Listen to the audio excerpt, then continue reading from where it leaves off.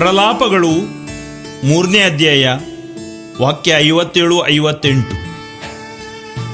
ದೇವ, ನಿನ್ನಲ್ಲಿ ನಾ ಕೂಗಿಕೊಂಡಾಗ, ಮೊರೆ ಇಟ್ಟಾಗ ನೀ ಸಮೀಪಕ್ಕೆ ಬಂದೆ. ಭಯಪಡಬೇಡ ಎಂದು ಅಭಯ ನೀಡಿದೆ.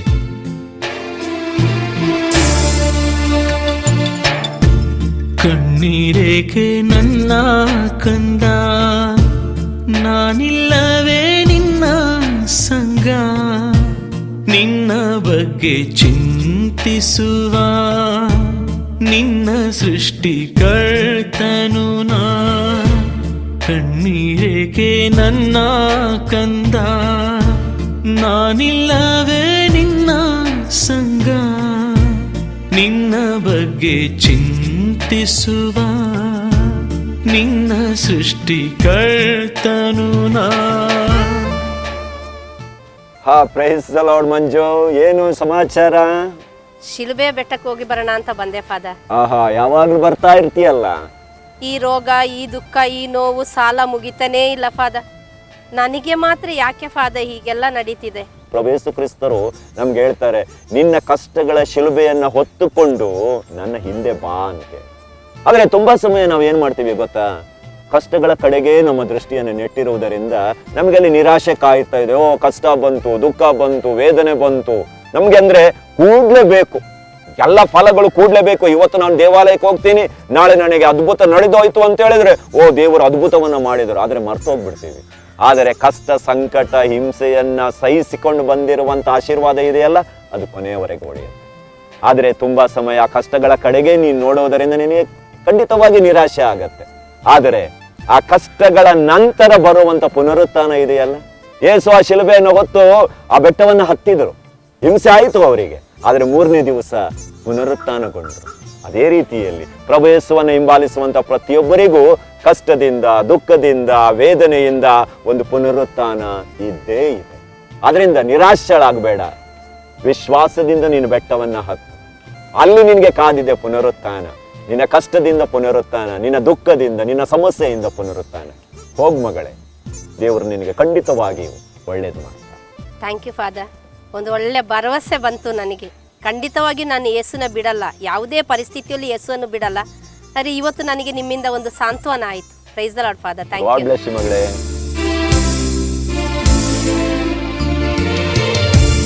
ನನ್ನ ರೂಪದಲ್ಲಿ ನಿನ್ನ ಸೃಷ್ಟಿ ಮಾಡಿದೆ ಕಂದ, ಅಂಗೈಯಲ್ಲಿ ನಿನ್ನ ರೂಪ ಬರೆದಿರುವೆ ನನ್ನ ಚಿನ್ನ. ನನ್ನ ರೂಪದಲ್ಲಿ ನಿನ್ನ ಸೃಷ್ಟಿ ಮಾಡಿದೆ ಕಂದ, ಅಂಗೈಯಲ್ಲಿ ನಿನ್ನ ರೂಪ ಬರೆದಿರುವೆ ನನ್ನ ಚಿನ್ನ. ನೀ ನನ್ನ ಉಸಿರಲ್ಲವಾ, ನೀ ನನ್ನ ಮುತ್ತಲ್ಲವಾ, ನೀ ನನ್ನ ಉಸಿರಲ್ಲವಾ, ನೀ ನನ್ನ ಮುತ್ತಲ್ಲವಾ, ನೀಗುವೆನ ಸಂಕಟವಾ, ನೀಡುವೆನ ಸಂತೋಷವಾ.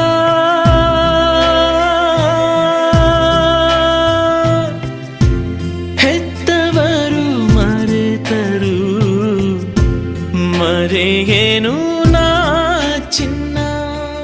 ನನ್ನ ಹೆಸರು ಗುರುಸ್ವಾಮಿ ಅಂದ್ಬಿಟ್ಟು. ನನ್ನ ಉದ್ಯೋಗ ಆಟೋ ಓಡಿಸೋದಾಗಿದೆ. ಪ್ರಿಯರೇ, ಯೌವನ್ 6:37 ಪ್ರಭುವಿನ ವಾಕ್ಯ ಈ ರೀತಿ ಹೇಳಿದೆ, ನನ್ನ ಬಳಿಗೆ ಬರುವವರನ್ನು ನಾನು ಎಂದಿಗೂ ತಳ್ಳಿ ಬಿಡುವುದಿಲ್ಲ ಎಂದು. ಹೌದು ಪ್ರಿಯರೇ, ಇಂದು ಪ್ರಭು ಯೇಸುವಿನ ಬಳಿಯಲ್ಲಿ ನಾವಿದ್ದೇವೆ. ಕೆಲವು ವರ್ಷಗಳ ಹಿಂದೆ ಒಂದು ದೊಡ್ಡ ರೋಗಿಯಾಗಿದೆ ನಾನು.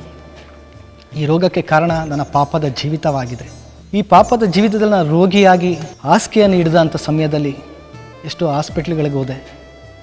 ಹಾಸ್ಪಿಟ್ಲಲ್ಲೂ ಕೂಡ ನನಗೆ ಯಾವ ಡಾಕ್ಟ್ರಿಂದನೂ ಸೌಖ್ಯ ನೀಡೋದಕ್ಕಾಗಲಿಲ್ಲ, ಗುಣಪಡಿಸೋದಕ್ಕಾಗಲಿಲ್ಲ. ಸಾವಿನ ತುದಿಗೆ ಬಂತು ನನ್ನ ರೋಗ. ಕೊನೆಗೆ ನನ್ನ ಸಾವೇ ನನಗೆ ಗಟ್ಟಿ ಅಂತ ಹೇಳಿ ಮನೆಗೆ ತಂದಿಟ್ಟರು. ಮನೆಗೆ ತಂದಿಟ್ಟಂಥ ಸಮಯದಲ್ಲಿ ನನ್ನ ಸ್ನೇಹಿತ ಒಬ್ಬ ಫ್ರಾನ್ಸಿಸ್ ಅನ್ನೋನು ಡಿವೈನ್ ಧ್ಯಾನ ಮಂದಿರಕ್ಕೆ ನನ್ನನ್ನು ಕರ್ಕೊಂಡು ಹೋದ. ಅಲ್ಲಿ ಕರ್ಕೊಂಡು ಹೋದ ಮೇಲೆ ನನಗೆ ಒಂದು ವೀಲ್ ಚೇರ್ ಕೊಟ್ಟು ಒಂದು ಮೂಲೆಯಲ್ಲಿ ನಾನು ಕೂತಿ ದೇವ್ರ ವಾಕ್ಯಗಳನ್ನು ಕೇಳ್ತಾ ಇದ್ದೆ, ಆಲಿಸ್ತಾ ಇದ್ದೆ. ನನ್ನ ಜೀವನದಲ್ಲಿ ಎಲ್ಲರೂ ನನಗೆ ಕೈ ಬಿಟ್ಟಂಥ ಸಮಯ ನನಗಿತ್ತು. ನನಗೆ ಜೀವನನೇ ಬೇಡ, ಇನ್ನು ನಾನು ಬದುಕಲ್ಲ ಅನ್ನೋ ನಿರಾಸೆ ನಾನು ತುಂಬಿಕೊಂಡಿದ್ದೆ ನನ್ನ ಜೀವಿತದಲ್ಲಿ. ನನಗೆ ಆರೋಗ್ಯ ಆಯುಸ್ಸನ್ನು ಕೊಟ್ಟು ಪಾಪಿಯೂ ಅಯೋಗ್ಯನೂ ದ್ರೋಹಿಯಾದ ನನ್ನನ್ನು ಕರುಣಿಸಿ ದೇವರು ಇವತ್ತು ನಿಮ್ಮ ಮುಂದೆ ಕರ್ಕೊಬಂದು ನಿಲ್ಲಿಸಿದ್ದಾರೆ ಅಂದರೆ ಆ ಪ್ರಭು ಯೇಸು ಸಂಪೂರ್ಣವಾಗಿ ನಾನು ಹೃದಯಪೂರ್ವಕವಾಗಿ ನಾನು ಪ್ರಭು ಯೇಸುವಿನ ವಿಮೋಚನಾ ಕಾಂಡ 23ನೇ ಅಧ್ಯಾಯ 25-26 ಸರ್ವೇಶ್ವರನಾದ ಏಕ ದೇವರನ್ನೇ ನೀನು ಆರಾಧಿಸುವುದಾದರೆ ನಿನ್ನ ಮನೆಯಲ್ಲಿ ಮಾಡುವ ಅನ್ನಪಾನಗಳು, ಹೊಲ ಗದ್ದೆಗಳು, ಕೆಲಸ ಕಾರ್ಯಗಳು, ಯಾವ ವ್ಯಾಧಿಯಾಗಲಿ ಬಂಜತನವಾಗಲಿ ದೀರ್ಘಾಯುಸ್ಸನ್ನು ಕೊಟ್ಟು ಕಾಪಾಡುವೇನೆಂದು ಹೇಳಿದ್ರಲ್ಲ, ಆ ಪ್ರಭು ಯೇಸುವಿನ ಆ ವಾಗ್ದಾನದ ನುಡಿಗಳನ್ನು ನಾನು ಹೃದಯಕ್ಕೆ ಅಳವಡಿಸ್ಕೊಂಡೆ. ನನಗೆ ದೇವರು ಅಂತ ಇದ್ದರೆ ಆ ಪ್ರಭು ಯೇಸು ಕ್ರಿಸ್ತರು ಒಬ್ಬರೇ. ದೇವರೇ ನನಗೆ ರಕ್ಷಣೆಯನ್ನು ನೀಡಿ ನನಗೆ ಜೀವದಾನವನ್ನು ಕೊಡಿ ಅಂತ ಕೇಳಿದಾಗ, ಕೂಗಿದಾಗ ಪ್ರಭು ಯೇಸು ನನ್ನ ಮುಂದೆ ಬಂದು ನಿಂತರು.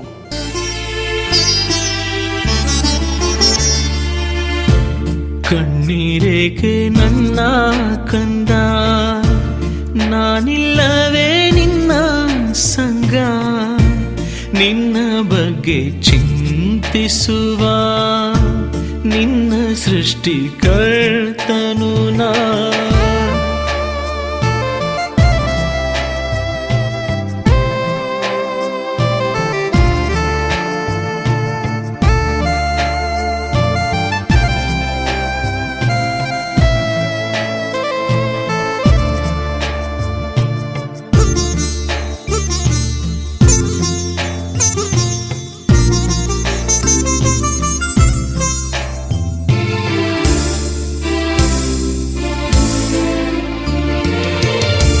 ನಿನ್ನ ಬಗ್ಗೆ ನನಗೊಂದು ಆಲೋಚನೆ ಇದೆ ಕಂದ, ನಾಶವಿಲ್ಲ ಇನ್ನೆಂದು, ಉದ್ಧಾರವೇ ನಿನಗೆ ಎಂದು ನೀಡುವೆನಾ, ಆನಂದವ ನೀಡುವೆನಾ.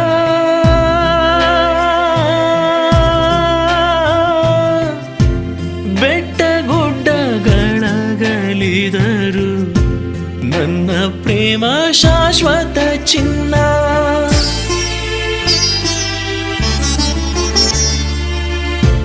ಕಣ್ಣೀರೇಕೆ ನನ್ನ ಕಂದ, ನಾನಿಲ್ಲವೇ ನಿನ್ನ ಸಂಗ, ನಿನ್ನ ಬಗ್ಗೆ ಚಿಂತಿಸುವ ನಿನ್ನ ಸೃಷ್ಟಿಕರ್ತನು ನಾ.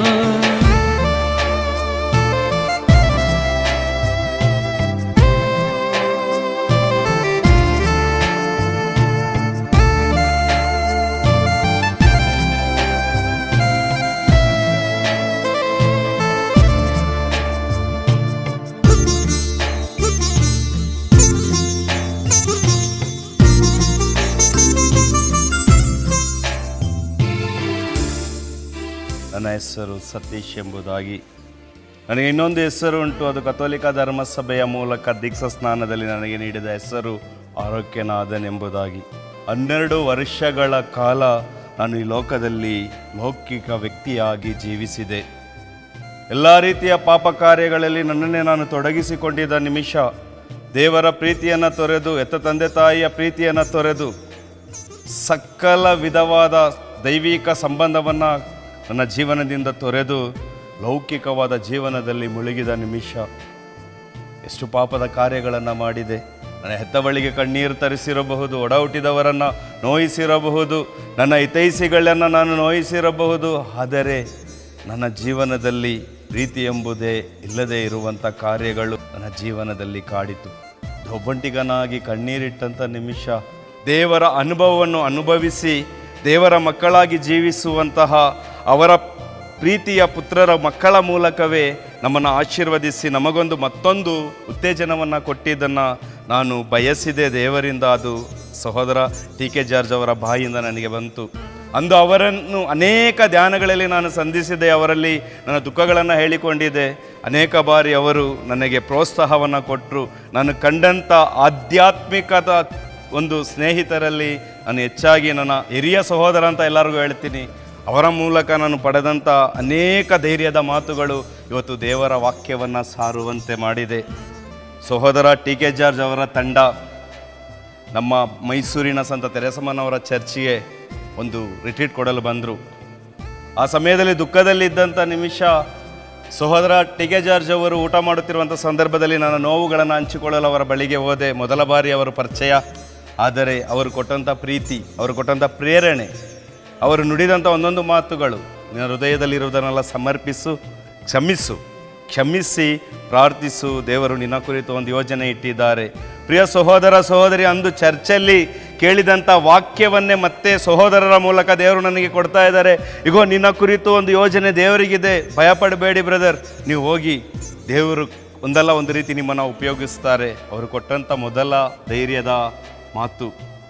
ನನ್ನ ಮನಸ್ಸಿನಲ್ಲಿ ಬಂದಿದ್ದಷ್ಟೇ, ನಾನು ಸಹ ಅವರಂತೆ ಒಂದು ಸೇವೆ ಮಾಡಬೇಕು ಎಂಬುದಾಗಿ ಮನಸ್ಸಿನಲ್ಲಿ ಪ್ರಾರ್ಥಿಸ್ತಾ ಬಂದೆ. 2007ನೇ ಇಸ್ವಿಯಲ್ಲಿ ಅವರ ಒಂದು ಧ್ಯಾನದಲ್ಲಿ ಭಾಗಿಯಾಗಿ ನಮ್ಮ ಫಾದರ್ ಫ್ರ್ಯಾಂಕ್ಲಿನ್ ಅವರ ಒಂದು ಪ್ರಬೋಧನೆ, ಕ್ಷಮೆಯ ಪ್ರಬೋಧನೆಯಲ್ಲಿ ದುಃಖದಿಂದ ನನಗೆ ನೋವು ಕೊಟ್ಟವರನ್ನೆಲ್ಲ ಕ್ಷಮಿಸಿ ನನ್ನ ಜೀವನವನ್ನು ದೇವರಿಗೆ ಒಪ್ಪಿಸಿಕೊಟ್ಟಂಥ ನಿಮಿಷ 2008ರಿಂದ ಮೈಸೂರಿನ ಸರ್ವಿಸ್ ಟೀಮ್ನಲ್ಲಿ ಸೇವೆ ಮಾಡಲು ಪ್ರಾರಂಭಿಸಿದೆ. ನನ್ನ ಜೀವವನ್ನೇ ಕೊಟ್ಟು ನಿನ್ನ ಕೊಂಡೆ ರನ್ನ, ನಿನಗಾಗಿ ನನ್ನ ಹೃದಯ ಮಿಡಿದಿದೆ ನೋಡು ಕಂದ. ನನ್ನ ಜೀವವನ್ನೇ ಕೊಟ್ಟು ನಿನ್ನ ಕೊಂಡೆ ರನ್ನ, ನಿನಗಾಗಿ ನನ್ನ ಹೃದಯ ಮಿಡಿದಿದೆ ನೋಡು ಕಂದ. ನೀ ನನ್ನ ಉಸಿರಲ್ಲವಾ, ನೀ ನನ್ನ ಮುತ್ತಲ್ಲವಾ, ನೀ ನನ್ನ ಉಸಿರಲ್ಲವಾ, ನೀ ನನ್ನ ಮುತ್ತಲ್ಲವಾ. ಮುಪ್ಪಿನಲ್ಲೂ ನಾನಿರುವೆ, ನಿನ್ನ ಹೊತ್ತು ನಾನಡೆ.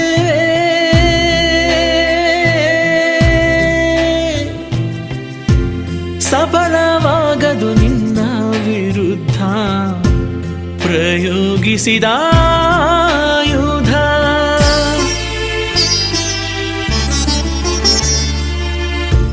ಕಣ್ಣೀರೇಕೆ ನನ್ನ ಕಂದ, ನಾನಿಲ್ಲವೇ ನಿನ್ನ ಸಂಗ, ನಿನ್ನ ಬಗ್ಗೆ ಚಿಂತಿಸುವ ನಿನ್ನ ಸೃಷ್ಟಿಕರ್ತನು ನಾ. ಕಣ್ಣೀರೇಕೆ ನನ್ನ ಕಂದ, ನಾನಿಲ್ಲವೇ ನಿನ್ನ ಸಂಗ, ನಿನ್ನ ಬಗ್ಗೆ ಚಿಂತಿಸುವ ನಿನ್ನ ಪ್ರಿಯ ಯೇಸುವೆ ನಾ.